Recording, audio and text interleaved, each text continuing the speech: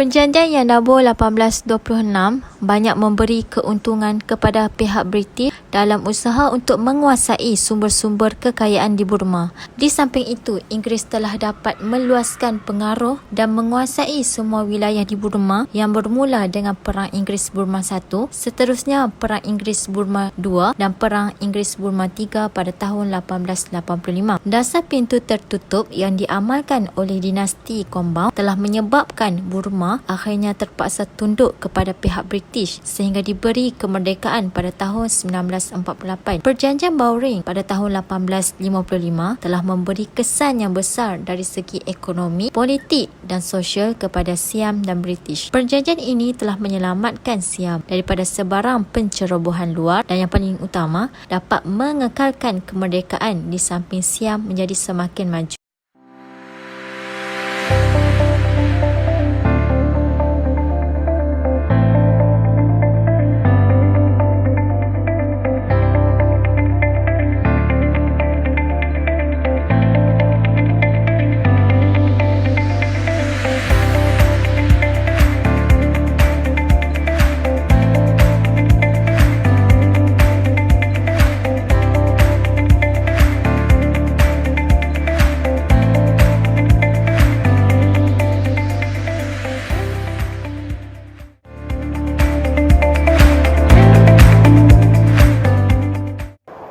Kesan Perjanjian Yandabo dari aspek politik adalah sistem pemerintahan dan aturan kerajaan di Burma.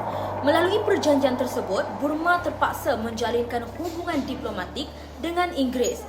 Hal ini kerana dalam syarat perjanjian ada menjelaskan bahawa Burma perlu menerima seorang residen British untuk menjalinkan hubungan diplomatik. Oleh itu, Burma terpaksa menerima seorang residen British dan menetapkan di Amarapura. Sir Harry Burney adalah seorang residen British yang pertama yang ditetapkan di Burma pada tahun 1830.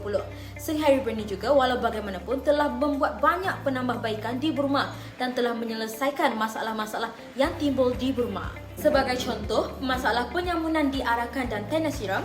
Selain itu juga, beliau juga menyelesaikan masalah pertikaian yang lain yang timbul di wilayah sempadan Manipur dan lain-lain. Seterusnya, kita masuk kepada kesan Perjanjian Bowring 1855 terhadap politik di Siam. Kesan yang pertama dalam aspek politik ialah perjanjian ini telah mengeratkan hubungan diplomatik Siam dengan British serta negara-negara Inggeris lain. Perkara ini dapat dilihat dengan keterbukaan Siam untuk menerima British, di mana rakyat British di Siam dibenarkan berdagang dan diberi keistimewaan tertentu.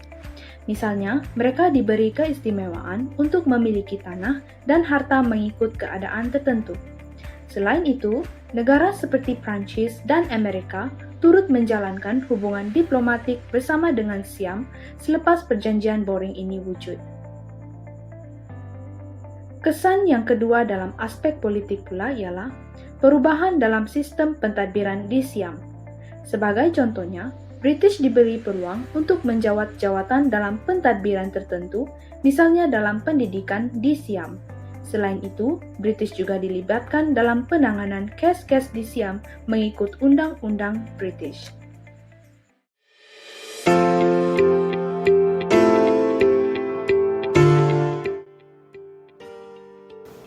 Seterusnya ialah kesan daripada perjanjian Yandabo dari aspek ekonomi adalah Burma kehilangan beberapa kawasan tanah jajahan seperti wilayah Arakan, Assam dan juga Tanah Siram. Tujuan utama British mahu menguasai wilayah tersebut adalah kerana kaya dengan pelbagai sumber bahan mentah. British ingin menguasai bahan mentah seperti beras dan kayu jati kerana mendapat permintaan yang tinggi di Eropah.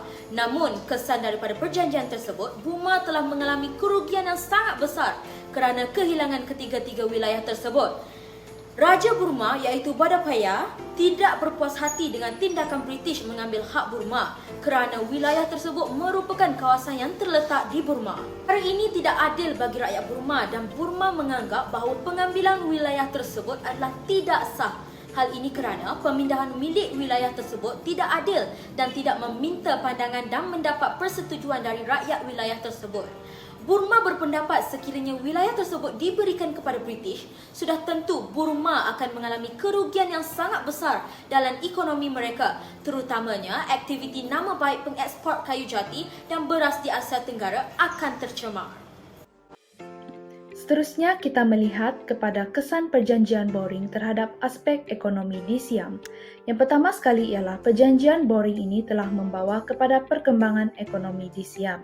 Perkara ini dapat dilihat dengan pertukaran sistem ekonomi Siam daripada sistem ekonomi tradisional atau sara diri kepada sistem ekonomi komersial. Barang utama yang menjadi ekspor utama Siam ialah beras, gula, dan kayu jati.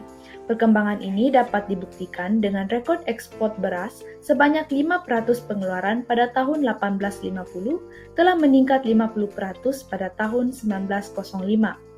Gula yang menjadi ekspor utama Siam ke Eropah juga telah meningkat 2 kali ganda dari segi pengeluaran dan kawasan tanaman menjelang tahun 1865.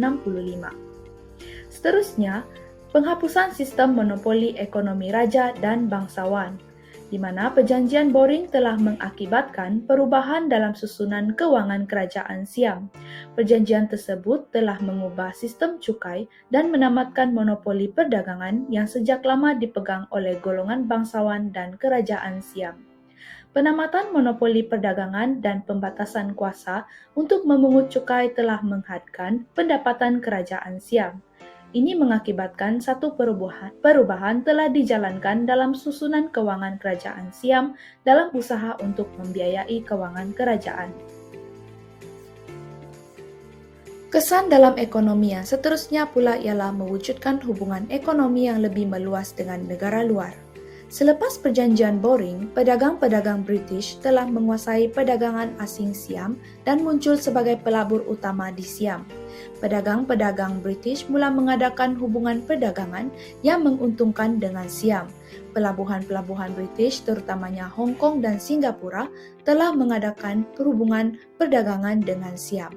Selain itu, perjanjian Boring juga telah menarik perhatian negara-negara lain untuk mendatangani perjanjian yang serupa bagi tujuan ekonomi dan perdagangan seperti Prancis dan Amerika. Kesan perjanjian yang rabu dari aspek sosial ini telah mengakibatkan berakhirnya pemerintahan raja-raja dari dinasti Kombang yang diasaskan pada tahun 1752. Penghapusan sistem beraja telah mencetuskan kekacauan orang Burma. Menentang hal ini kerana raja adalah satu-satunya simbol pengiktirafan kuasa politik Burma. Raja-Raja Kombang merupakan pemerintahan terakhir di Myanmar sebelum dikuasai oleh British pada tahun 1886. Dinasti ini diasaskan oleh Alampaya pada tahun 1753. Sebelum kejatuhan dinasti ini, mereka dianggap sebagai penaung dan pengembang ajaran Buddha, penakluk negeri, tunggak kekuatan dan mengekalkan adat resam tempatan. Kesan perjanjian yang rabu dari aspek sosial, yang mana pendidikan berbentuk keagamaan, yang mana ia memberikan kesan daripada dasar pendidikan British di Burma, yang mana sekolah biara ini yang tidak diambil endah kerana tidak dapat satu usaha yang serius dilakukan oleh pihak British untuk menyerapkan sekolah tersebut dalam pendidikan penjajah. Bilangan sekolah biara juga telah merosot apabila penduduk tempatan memilih sekolah Inggeris yang dianggap lebih menjamin masa depan mereka dari segi peluang pekerjaan. Malahan, ibu bapa juga tidak teragak-agak untuk menghantar anak mereka ke sekolah mubalik walaupun mereka sedar anak-anak mereka akan terdedah kepada agama Kristian. Namun, mereka sedar bahawa jawatan yang tinggi dan bergaji besar hanya akan diberikan kepada orang Burma yang mahir berbahasa Inggeris dan ilmu akam. Lulusan sistem pendidikan biara pula hanya sesuai diterap ke sekolah aliran campuran atau sekolah yang menggunakan bahasa Burma sebagai bahasa pengantar, tetapi yang terbaik antara mereka masih boleh mendapatkan bantuan kewangan kerajaan. Seterusnya, perjanjian Boring 1855 dalam aspek sosial. Perubahan di Siam berlaku apabila terdapat banyak orang-orang asing datang ke Siam. Oleh itu, kedatangan Siam telah memberi kesan apabila Siam memberi hak kebebasannya lebih kepada orang-orang asing termasuk warga negara Inggeris. Peranan penguasaan Ayutthaya dan Bangkok memainkan peranan yang penting untuk meningkatkan sistem kemudahan kerajaan Siam. Sebagai contoh, memajukan dalam aspek perkapalan dan jalan raya. Jadi, selepas adanya perjanjian Boring ini, terdapat banyak jalan raya dan 4 terusan telah dibina.